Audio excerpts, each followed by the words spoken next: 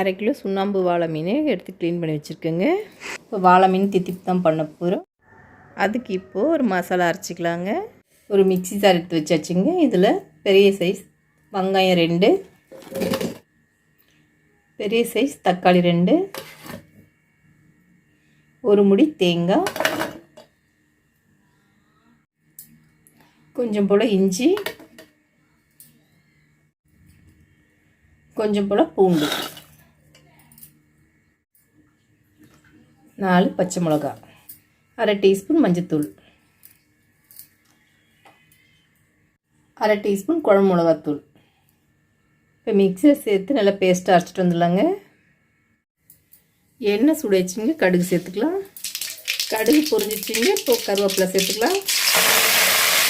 அரைச்சி வச்சுருக்க மசாலாவை சேர்த்துக்கலாம்.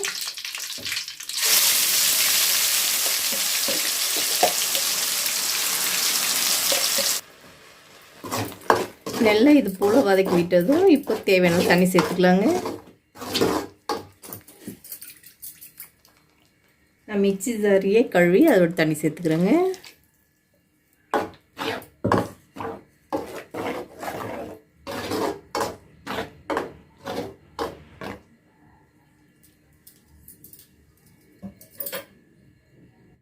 ஒரு டீஸ்பூன் உப்பு சேர்த்துக்கலாம். சேர்த்து இது நல்லா கலந்து விட்டுலாங்க. தட்டு போட்டு மூடி வச்சுலாம் ஸ்லோ தீலியே வேகட்டும். இப்போ மீன் சேர்த்துக்கலாங்க.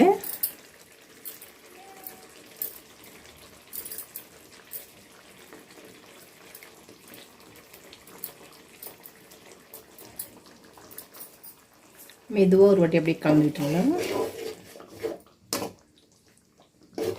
மீன் சேர்த்து ஒரு வாட்டி கலந்து விட்டு தட்டு போட்டு மூடி வச்சுக்கலாங்க.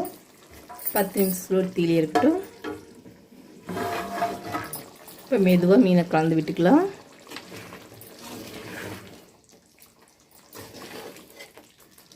ஒவ்வொன்றா இது போல் திருப்பி விட்டுக்கலாங்க. மீனை உடையாமல் திருப்பி விட்டுக்குங்க.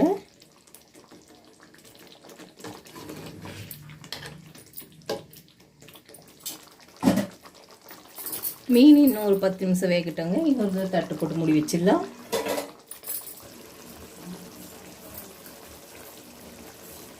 நமக்கு வாழை மீன் தித்திப்பு ரெடி ஆயிடுச்சுங்க. மீன் பாருங்கள் மசாலாவில் எண்ணெய் பிரிஞ்சு வந்துடுச்சு.